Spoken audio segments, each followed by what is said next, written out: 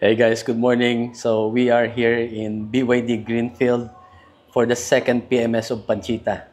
Alright, so pakita ko sa inyo kung ano mga gagawin and kung magkano magagastos. Alright, so samahan nyo ako. Coffee muna tayo.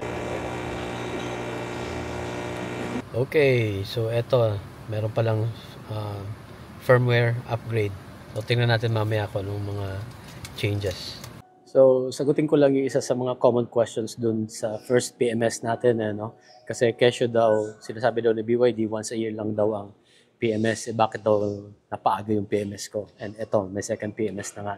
So, actually, yung first 10,000, para bang hinati nila. So, yung first 5,000 or first 3 months, may PMS ka na doon. So, ang ginawa nila doon is, napanood nyo naman, nagpalit ng oil. Right? Tapos, general checkup. And then, yun, firmware upgrade. Tapos ngayon, for the second half nung first 10,000, ito ngayon yung second PMS natin. So, the same thing, mag-change oil ulit. And then, this time, may additional, magpapalit ng engine air filter tsaka aircon cabin filter. So, that completes your first 10,000.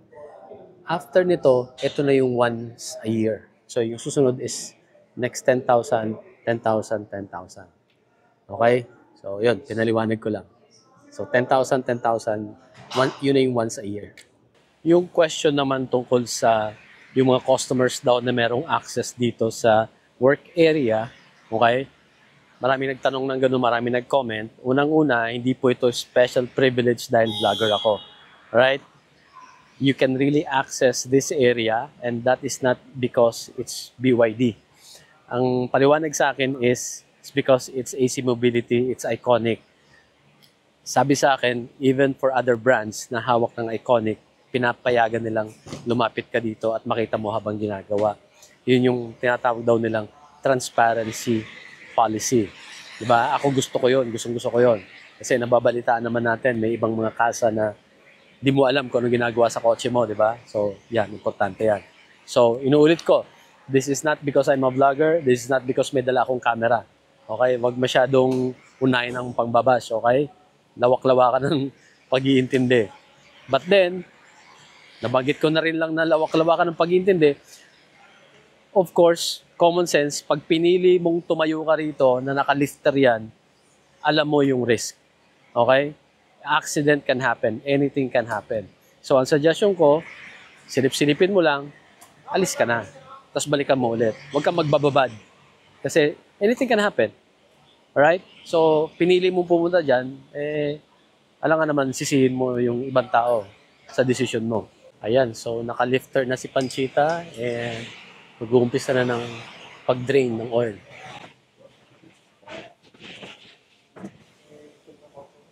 May team na rin, no? 5,000 lang tinakbo yun, ha? Madalas ba kayong gumamit ng sir? HEV? Oo, mas madalas ako mag-HEV kasi bira ako mag-charge. Ayun na, yung ating oil filter. There's the oil filter. So, habang nagde-drain, let's take a quick tour ulit dito sa ilalim. Ayan, yung brake pads natin. Makapal pa. Makinis yung rotor disc. Ayan. So guys, konting tip lang. Ito, madalas nagagasgas lang naman to kapag may pumasok na buhangin or maliit na bato in between the disc and the pads. Ayan, gasgas yan. Kailan yan nangyayari? Sa experience ko nangyayari kapag nalulusong mo sa tubig, baha, ganun. So iwasan natin talaga as much as possible. Okay, ikot naman tayo dito sa ilalim.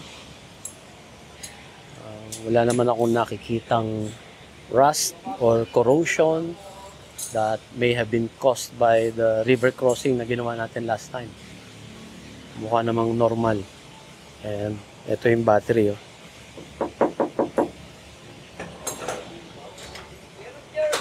Ayan, dito tayo sa likod. So ito yung brake pads dito sa likod. No? Ayun, parang mas manipis pa siya kumpara dun sa front. So guys, ano naman, observation ko lang, paki-confirm naman. Yung iba kasing sasakyan na napansin ko, na drive ko, pag pumipreno ka, tawag dito, nagno-nose dive. Ang theory ko, mas malakas ang preno sa front. Ito kasing C-Line 6 tsaka yung Ford Everest, yun ang gusto ko sa kanila. Very stable sila kapag mabilis ka tapos sudden brake. Yung brake distribution maganda eh. And yun ang napansin ko. Yung Everest ko, isa rin yun eh. Mas mabilis maupod yung likod. And I think that's the reason. And it's a good thing para sa akin. So, yung mga viewers natin dyan, pa-confirm naman ang theory ko. Kung ganun din ba ang experience nyo. Kapag iba yung sasakyan, na pag may preno ng pasubsob, mas mabilis bang maubos yung brake pads nyo sa harap? Pa-comment naman po. Curious lang ako, gusto ko lang malaman. Okay, dito sa likod, ayan, wala naman ako nakikitang abnormal na rusting or what. Except, mas madumi na siya. Kumpara no first PMS, di ba? Siyempre, mas matagal lang nagagamit. Mas madumi na. Okay, ito na yung air filter. Magpapalit. Ayan. So, panay Phillips screw lang siya.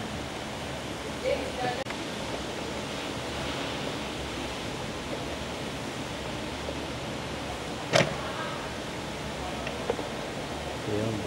Pre, baka matakbo mo, nakatag. Hindi siya yung simpleng clip lang, no? Hindi katulad sa ibang kotse, no? Na clip lang, madaling palitan. Mga Toyota po na ginagawa. Oo. Palibasa, bihira ka rin kasi magpalit, no? Yes, sir. Tsaka bihira lang po siya umandar yung Bihira mo umandar yung makina, tama. Kaya tinan mo sir, hindi po siya ganun kadumi. Oo nga eh. Ayan, no? Kaya lang stand. Yung brand na pagka ganung mileage na kaso.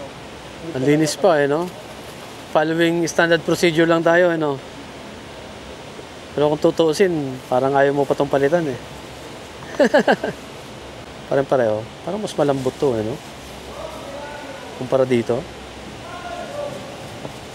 Ito parehas lang yan talaga. Nag-orange lang.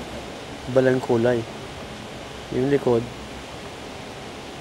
Ito importante dyan, eh. Ito, support. Eh, alam akong nangyari dyan, eh, na bumigay ito, tapos nahigop yung mga yan. Sira. Curious lang ako kasi may katabi tayong Seal 5 dito. Eh, pareho. Pareho lang. Ayos ah. Ayan, okay na. Okay, yung naman, aircon cabin filter. Kailangan din ng screw dyan. Sir. Hindi clip. Hindi po. Usually clip lang yan eh. Ayun. Uy! Okay. So, nailagay na yung bagong oil eh, no? Hindi ko lang nakuhanan. Napadaldal kasi ako kanina eh. May kakwentuhan. Ayan na. Ang linis-linis na. So, top up lang. Dagdag lang ng konti. Ayos. So, yung firmware update na ginawa, wala naman palang any change sa UI or sa interface. Okay? Nalagyan lang siya ng OTA. Meaning, next time, pwede na mag-receive si Panchita ng over-the-air or OTA updates. Ito yung mga binayaran natin, yung engine oil, oil filter, oil drain plug. Exactly the same price nung first PMS. Ang nadagdag lang itong disc brake cleaner na 500 and then the engine air filter and then the cabin filter. Yung preventive maintenance labor naman from 2,240 naging 2,500. May konting dagdag. Lahat-lahat ang binayaran ko is 8,009 pesos and 25 cents. I think okay lang. Ganito rin naman ang ginagastos ko. Nagbabudget ako before ng mga 10,000 sa Everest and then sa Subaru every time na magpapa-change oil ako. Sa sarili kong mekaniko. Take note, sa sarili kong mekaniko na ginagawa sa bahay niya. And ako nag-order ng parts sa Lazada. Ito si Panchita. Ito lang pinaka-social kong kotse. Social to dahil nasa kasa. Pero presyong Lazada. So anyway, ang next or ang third PMS natin will be in the next 10,000 kilometers or next year. Alright? So, thank you guys for watching. I hope you like this video. As always, please drive safe. Bye. Please do not forget to follow our social media accounts. We are on YouTube, Facebook page, Instagram, and TikTok.